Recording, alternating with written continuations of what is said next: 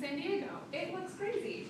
But we actually have all of our new board members take a StrengthsFinder assessment. This is available through Gallup, and you find out your top 5 of 34 strengths, and these help guide how you see the world. It's really just to get to know yourself, and then for me as a manager, I look at this crazy thing. I look at this and I see, I put people's initials, and it's old. This is not our current board. You haven't done this yet. But I'm this one over here, LG, and I am an achiever. I have connectedness.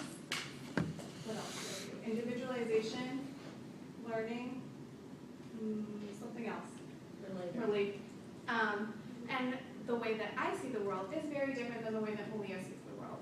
And I know that the way that she thinks is going to be best used in these particular types of tasks. So this is a very helpful way to think about individuals that are on your team when you're managing down or across in my case, to see this is really the best way to work with this individual. It's also really helpful if you're doing board recruitment. We see that we don't have anybody who does context or intellection. That's not any of their top strengths. We have, Robert, you mentioned you've got a lot of strategic, big picture thinkers. That's great. They're not here, strategic and futuristic or like huge vision-y people, but you also need to pair them with somebody who's going to be more like an activator, who's going to make things happen.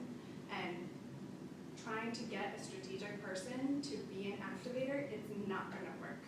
And do not try and shove these square pegs into round holes.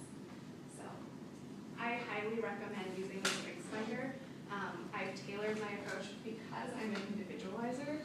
I tailor my approach to each different type of person that we have on the board. It's saying that if you go into a room full of new people, that you want to make friends with everybody. It's that you literally want to get to know every single human being in the room. You want all of them to like you, and that's really not what I do.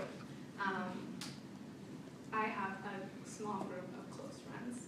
I get to know other people as well as everybody else, but these people really like to interact. These are the great people to be in your member engagement teams, to be welcoming people, to be greeting at the door of your events, to be doing outreach.